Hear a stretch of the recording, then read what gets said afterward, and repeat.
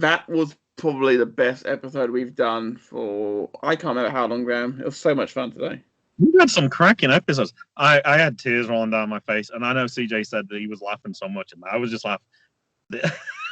It's perfect. It was absolutely perfect. And as I've said this so many times, and I will continue to say this, it's a fact. You cannot script the best stuff on podcasts. You can't. I quoted that, actually. I don't know if you saw the tweet this morning. I actually tweeted that from somebody, the No Hold Barred Network. Somebody accidentally the autocorrect changed Mickey Mouse to Moxley Mouse. And Kyle from the No Hold Barred Network. I guess my phone doesn't balance there after all.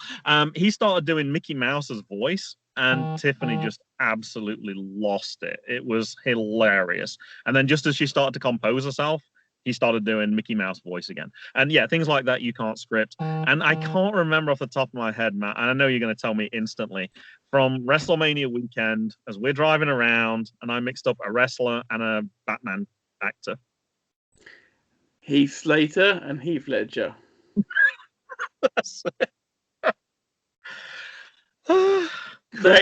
That created the Christmas cracker to Heath's one car. There you go. But yeah, I think part of that podcasting thing is it's setting up a framework, and then you just attach things to it. And yeah, you just let everything else work out. And that's kind of how it works. The Devil's Advocate is genius.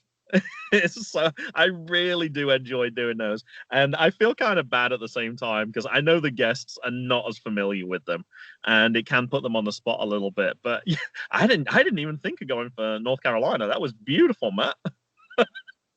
It's so obvious now with hindsight. I did not think of that at all. Chef's kiss. That was one. That's arguably such a simple Devil's Advocate to do as well, because you can tailor that to anyone from any situation. I could say quite simply, Mickey James doesn't belong in the Hall of Fame because no Virginians belong in the Hall of Fame. I could adapt it, but I can't do that again now. I can't use it again now. You told me that you didn't have a Devil's Advocate, and I am wearing my Matt Hardy shirt, as I showed earlier. So did my shirt inspire your Devil's Advocate? I did wonder that when you read it out. Yes! There we go. Now, I know that you didn't have anything to talk about MGB and JGB, and JGB got kind of released a little bit late this week anyway. I will say is that, as usual, both shows excellent and definitely worth checking out, guys. So JGB, as you might have seen on Twitter, we are changing the format. The episode just got too long. Like the JGB, the Superstars, it was kind of a little similar each week, and to me, it wasn't the best part of it. I like certain sections, and there's other parts I don't like. And JJ always wants to do the watch along first. That's the part that he always wants to do. And then the second night, it's always like, So we decided we're going to use it as the framework. We'll talk about what the matches were. We will review one of the matches as a watch along, and then we'll take that person and then we'll do a proper watch along of a totally different thing. So this week we picked the Hurricane because he was featured, and I just happened to look on Cage Match and I saw that he tagged with Kane. I didn't know that he tagged with Kane before. They didn't hold the title for very long, but I was like, oh, I bet JJ would like that. Holy crap, Matt. The match on Raw, the first ever tables, ladders, and chairs match, where Hurricane got took out by Triple H and Ric Flair, so he had to defend the title by himself against Christian and Dudley, Spike Dudley and Bubba Ray Dudley. Holy crap, that match is freaking amazing. I saw the ranking on Cage Match, and I know their ratings aren't always great, but when you see something like 8.59, you know that they're legit. It was amazing. I loved it. I told Mason, I'll watch it again. At the 2003 10th anniversary of Raw award ceremony, it was fun, a fun little thing. The match of the decade was given to Raw 2002 TLC match. That's the fourth TLC match in history. That was the first one to ever take place on Raw. It's the first one where anyone's gone in with a handicap disadvantage before. Seeing Kane, Chris Jericho, RVD and Jeff Hardy, and the Dudleys. Bearing in mind, the story for that going through was it was going to be Bubba Ray Dudley and Tommy Dreamer. And then Spike put his case forward saying it was always you and Devon. I never got a look in. And Bubba said, sorry, Tommy. Spike's my boy tonight, pretty much. The That's story really evolved. having talked about the Hardys, and I totally forgot Jeff Hardy in that. I watched the match last night, and I totally forgot him. And Rockman Dan as well. Jay doesn't remember saying Rockman Dan anymore. I was like, oh, I know we talked about last week how you're not used to thinking of Jay as a 7-year-old. You're thinking of him as a 4-year-old. That's 4-year-old Jay for me right now. He's still Rockman Dan, but not to Jay anymore. And yeah, he doesn't say scuba dives anymore either. It's a suicide dive. It's a scuba dive. It will was, always be a scuba dive to me. I will always think of it like that now, but he doesn't make that connection anymore. So no, we actually picked 3 great matches to look at in the end, but that middle match, holy cow! I really enjoyed. I haven't been so. I'm not a big fan of the current product of Raw, but that one on the watch along, because I don't know any of it. I haven't seen it before, and he was like, "Oh my god, he is not going to do a superflex from the top of that ladder." Yeah, he is. And there was multiple moments like that. So that was great fun. The other reason I wanted to talk to you a little bit more was we don't do open agendas because we always give it to our guests now, and rightly so. I think we should. I think this segment should just be us kind of chatting like we used to do off air after we finish, just kind of chatting about what's going on.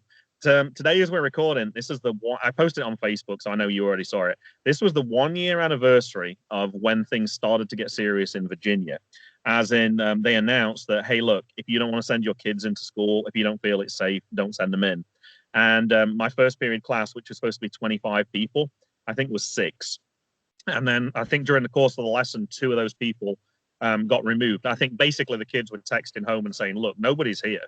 Can we just come home? And then yeah, parents would come and pick them up. By the middle of the day, that's when I had my planning period. And then by the end of the day, only 1 student turned up to my class out of about the same number, about 25. And that one person, within 5 minutes, the dad came and picked that student up. So I had nobody for the last period of the day. It was surreal. There was nobody in the building. Of course, nobody knows what's happening. The kids are scared. What do you think's happening? How long is this going to go on for? And I think I was probably more aware than most that probably wouldn't be super quick, but I don't think that I realized we would still be a year later that this is still not over yet. There's still things going on. People obviously still wearing masks. Yes, there is light at the end of the tunnel now. But my classroom is still very similar. I only have less than 5 students in my class at the time right now. Everybody else is on Zoom calls, as we were talking about earlier. So very strange, but yeah, for me, March 13th will always be that date now. Whenever it passes, that I think about how our world changed, and I don't think that that's going to be something that will go away. I think our kids and other people will always remember that date, kind of like some other significant dates as well. It'll always be one where you kind of remember what happened. Hopefully, each year it will feel less so as we yeah. I don't think the pandemic thing is necessarily done, Matt. There's always possibilities of other variants and things like that. We might constantly need to keep getting vaccines and updated vaccines, but I don't know if we'll ever return to normal, but it'll certainly be different. It will. It's been a day for me as well, though, Graham. Yeah. As mentioned on the main show before we broke into the main show, I need to elaborate a little bit on people who may not be aware of who the man in question was. Murray Walker was the man whose style I aspired to be like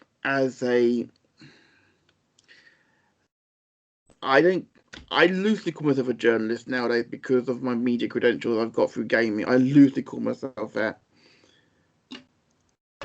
I won't deny this. My heart is broken right now.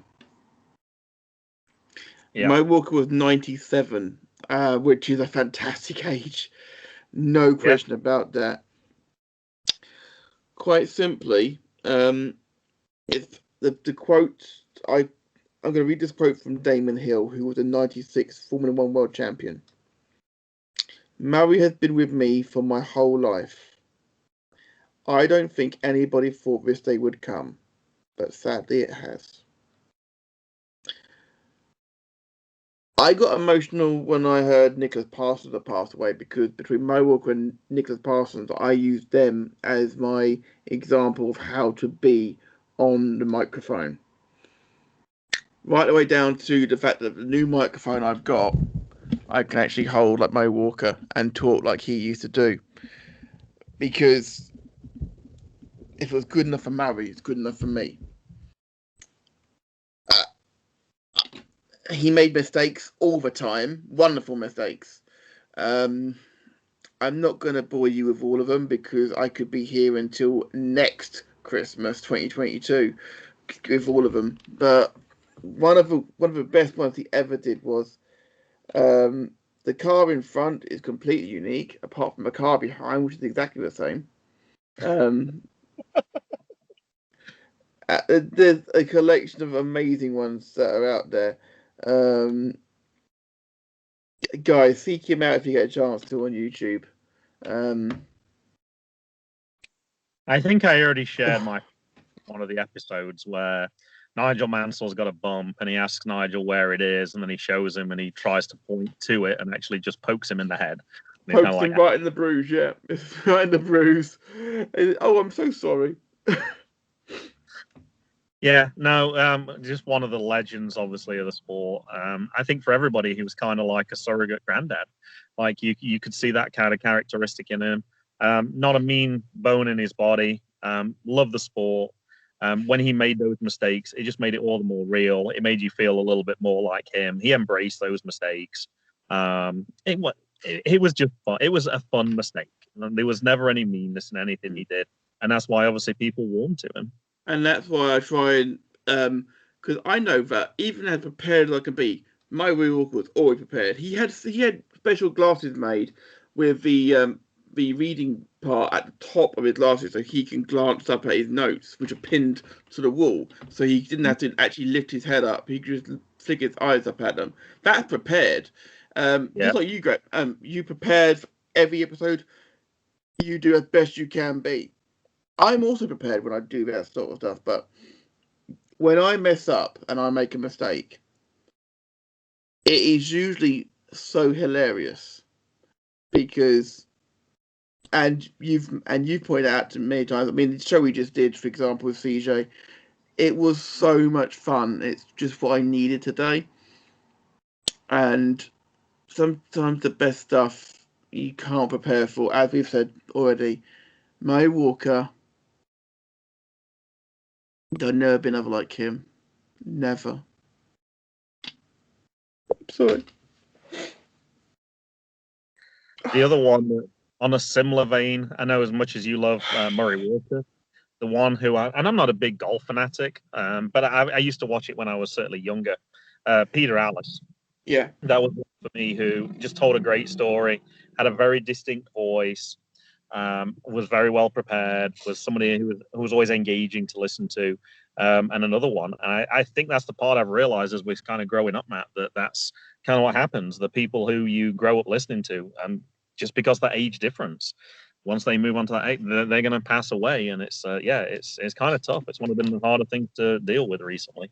It seems to be a lot more of them, and I guess that's just the way it goes as you get older. But yeah, the only thing that we can be happy about is the fact that, from the looks of things, it wasn't COVID, which is something at least. And that man is going to be, you're going to see on UK television, especially, you're going to see so many retrospectives about his life. And if anyone deserved a film made about him, Matt, just he's let's do it with James Hunt on the commentary team. They did not get on. They did not get on at all. But they produced some great TV. I'd like to see a documentary about that. Netflix, there's a little idea for you, buddies. Netflix, there you go. Do Mo Walker's life. You'll soon get people watching for that. Trust me. I'm going to guess that they already have that documentary made, and it's all been ready to roll out. When you're approaching your late 90s, and I'm sure a similar thing for the Queen whenever she finally passes, I'm sure that those things are already prepared because at some point it's going to happen sooner rather than later, unfortunately. Unfortunately, yes. Yeah. I think that'll do us this, Graham. I think this week. I think you're right. See you next week, Matt. Next week, Graham. Take care, guys. Love you all. We're out of here. All right.